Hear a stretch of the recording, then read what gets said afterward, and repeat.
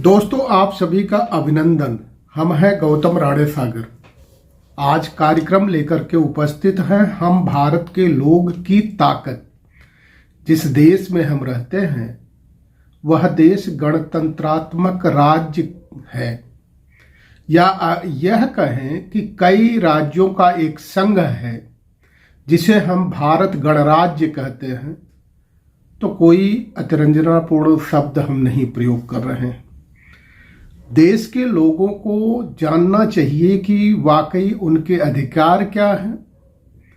सरकार में जिनको उन्होंने चुन करके भेजा है, अपने वोट के अधिकार से, अपने मत के अधिकार से जो राय जाहिर उन्होंने की है, और जिनको राय दिया है, अपना प्रतिनिधि चुना है, अगर वो प्रतिनिधि सत्ता में पहुंचने के बाद अगर वो अपने प्रतिनिधि होने के दायित्वों से विमुख हो जाए, अपने कर्तव्यों से विमुख हो जाए, तो फिर हमारी आपकी जिम्मेदारी क्या बनती है, देश के लोगों की जिम्मेदारी क्या बनती है, गणतंत्र में देश के लोगों की ताकत क्या है, यह समझने की जरूरत है।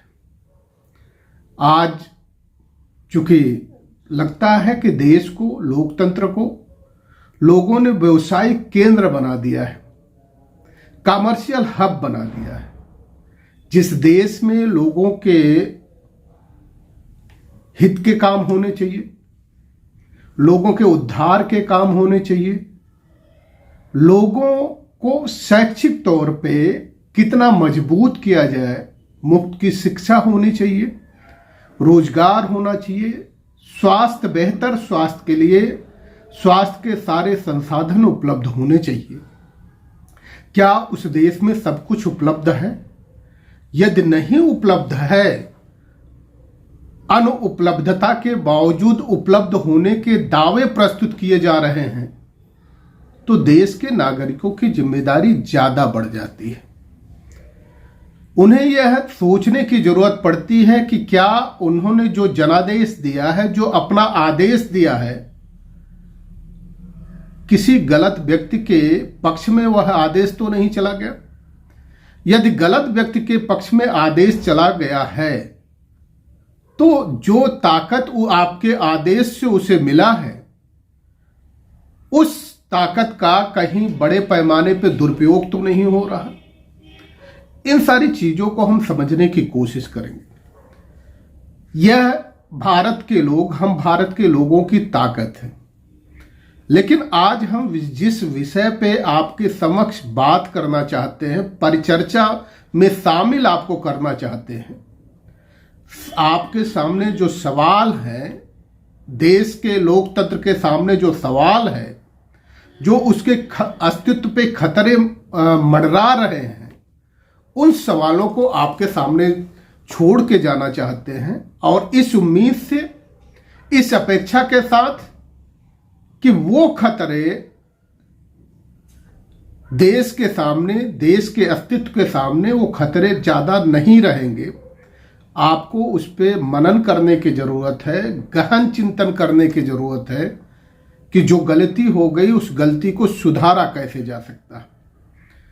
आज विषय पे ही हम केंद्रित होते हैं। आज का विषय है मोदी मैजिक टाई फिश। झूठ का जो महल था वह ढह रहा है, और ढहता हुआ महल केवल गुजरात तक जाकर के सिमटा है। तो आज का विषय है मोदी मैजिक टाई फिश। झूठ का ढहता महल गुजरात की कोठरी में सिमटा। बड़ा प्रचंड प्रचार चलता था कि मोदी एक व्यक्ति है, एक प्रतीक है। हम उन्हें व्यक्ति नहीं मानते, एक प्रतीक है। और प्रतीक किस चीज के है? मोदी।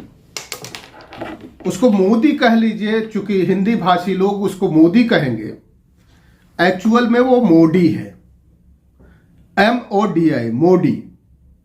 मोदी का मतलब मैन आर डिस्ट्रॉइंग इंडिया। एक व्यक्ति जो भारत को तहस नहस करने पे पूरी तरह से प्रतिबद्ध है, लगा हुआ है और अनवरत प्रयास कर रहा है, या एक संस्था जो अनवरत प्रयास कर रही है कि भारत को किस तरह से छिन्न भिन्न किया जाए, भारत की आर्थिक स्थिति किस तरह से बर्बाद की जाए, आर्थिक तौर पे किस तरह से बर्बाद किया जाए, सामाजिक सौहार्द उस देश में है वो किस तरह से बर्बाद किया जाए। जो रात दिन इसी चिंतन में डूबा हो, वह व्यक्ति या वह संस्था प्रतीक होती है मोदी की। मोदी के नाम से ही जाना जाता है, जिसको कहते हैं मैन आर डिस्ट्रॉइंग इंडिया। तो आज चर्चा है कि मोदी मैजिक टाटा फिश और जो झूठ का महल था वह ढह रहा है, और ढहते हुए महल के समक्ष एक कोठरी, काल कोठरी जिसको कहिए कि गुजरात की काल कोठरी तरह कि वो मैजिक जाकर के सिमट गया है, उस पे चर्चा करते हैं। ऐसा क्यों कह रहे हैं? ऐसा कहने के पीछे कोई तो लॉजिक होगा ना। बगैर लॉजिक के इस तरह की बात तो की नहीं जा सकती। अभी जो 8 दिसंबर 2 दिन पहले व्यतीत हुआ है, वहां चुनाव आए, वहां परिणाम आए हैं चुनावों के। उपचुनाव हुए हैं, 2 स्टेट के चुनाव हुए हैं, उसके परिणाम आए हैं, और सभी चुनाव, जितने भी चुनाव हुए हैं, इस समय देश के लोकतंत्र को खत्म करने की कोशिश कैसे की जा रही है, यह आपके सामने रखना चाहेंगे। हमारा देश प्रेसिडेंशियल रूल सिस्टम नहीं है। प्रेसिडेंशियल पैटर्न पे बनी हुई डेमोक्रेसी हमारे देश में संचालित नहीं होती है। हमारे देश में कोई प्रधानमंत्री का कैंडिडेट अपने आप को घोषित करे तो इसका मतलब वो लोकतंत्र की हत्या कर रहा है। हमारे यहां कोई भी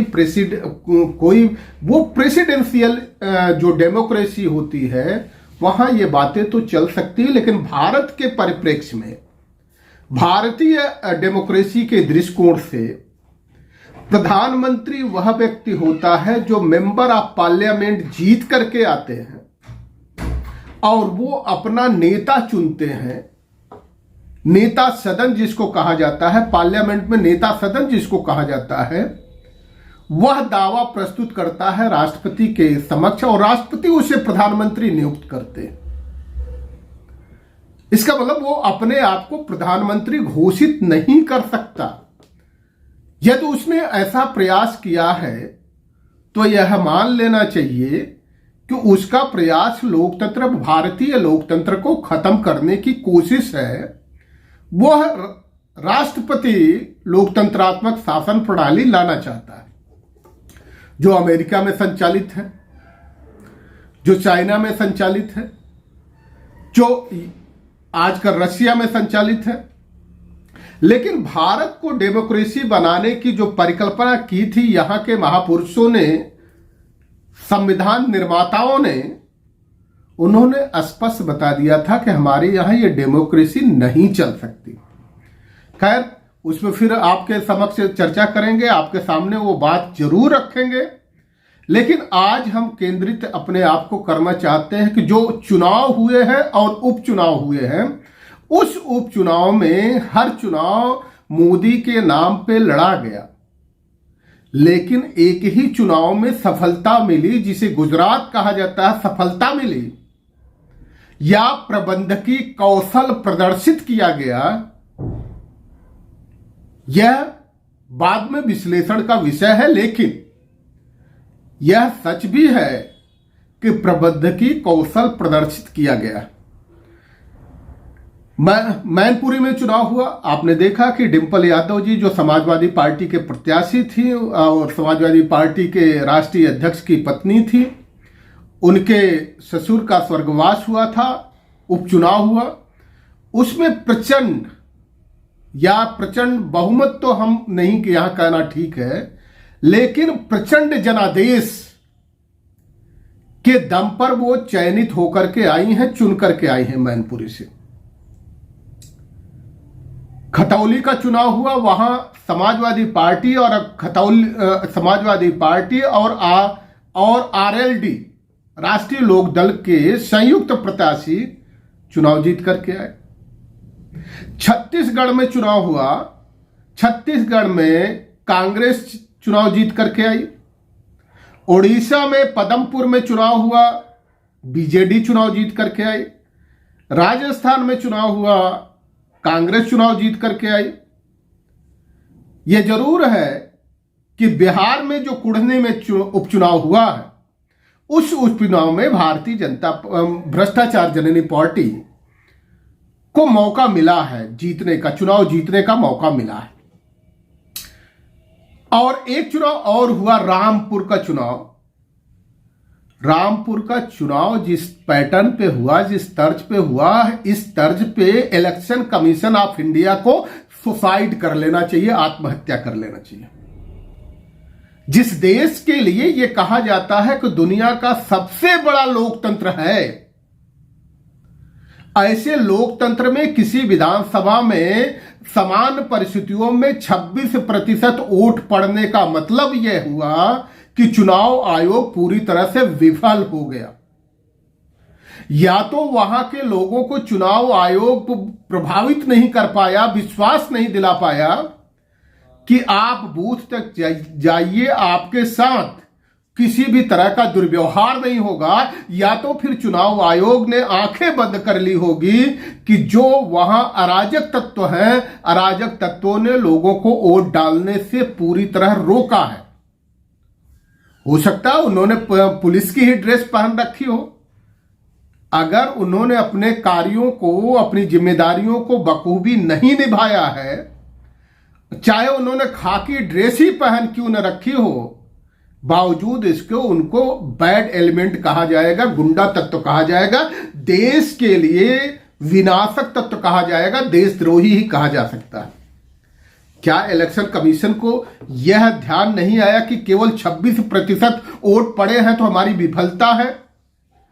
और जहां 74% लोगों ने अपनी राय ही न जाहिर की हो, ऐसे चुनाव को रद्द कर दिया जाना चाहिए। क्या उसे ध्यान नहीं आया? ऐसी परिस्थितियों में भी अगर किसी को यह कहा जाए कि मोदी का मैजिक चल रहा है तो शर्मानी चाहिए। एक बात और आपके सामने जरूर रखना है, जब ईवीएम से चुनाव होता है तो मोदी मैजिक काम कर जाता है, लेकिन जब वही पोस्टल बैलेट से चुनाव होता है, पोस्टल बैलेट से जो अपना मत देते हैं, वहां मोदी टाटा फिश हो जाते हैं। गुजरात में यही हुआ, ईवीएम से जब चुनाव हुए, ईवीएम से जो वोट पड़ी उसमें 52.6% वोट मिला भ्रष्टाचार जननी पार्टी को, मोदी के नाम पे। लेकिन जैसे ही पोस्टल बैलेट आया 39.8% पे ही क्यों वो सिमट गए, प्रश्न है। दूसरा, कांग्रेस को 27.3% वोट पड़े बैलेट से, लेकिन पोस्टल बैलेट से भी इसको 27% के आसपास वोट पड़े। आम आदमी पार्टी भी वहां दखल दे रही थी, अपनी उपस्थिति दर्ज करा रही थी, उसे ईवीएम से 12.8% वोट पड़े और पोस्टल से जो वोट पड़े उसको 27.9% पड़े। हिमाचल प्रदेश में ईवीएम से जो वोट पड़े 43.8% वोट कांग्रेस के पक्ष में गया, और पोस्टल का जब वोट हुआ तो 49.5%, बीजेपी को 43.1%, आम आदमी पार्टी को 1.1%, ये सब ईवीएम से वोट पड़े। लेकिन जब पोस्टल बैलेट से वोट पड़ते हैं तो वो वोट जाकर के बीजेपी का 41.1 हो रह जाता है। तो इसका मतलब यह है कि जो आर्म फोर्सेज हैं, पोलिंग स्टाफ जो है, और वरिष्ठ लोग जो हैं, और जो फिजिकली हैंडीकैप्ड हैं, डिसेबल्ड लोग हैं, इनकी पसंद मोदी नहीं है। तो इनकी पसंद अगर मोदी नहीं है तो यही पैमाना, सरकार की उपलब्धियों को मापने का यही पैमाना है। इसका मतलब मोदी किसी की पसंद नहीं है, वो इलेक्शन में जनादेश के आधार पे नहीं, शायद ईवीएम के आशीर्वाद से चुनाव जीत रहे हैं, इस पर हमें आपको चिंतन करने की जरूरत है, विचार करने की जरूरत है, अपनी ताकत पहचानने की जरूरत है, ताकि लोकतंत्र बचा रहे, लोकतंत्र की हत्या न होने पाए। आप सभी का बहुत बहुत धन्यवाद। सभी को जय भीम, जय भारत, नमो बुद्धा, सब्बा खैर, सत श्री अकाल, जय जोहार, या जिसके जो भी अभिवादन करने के तरीके हैं, सभी का बहुत बहुत धन्यवाद।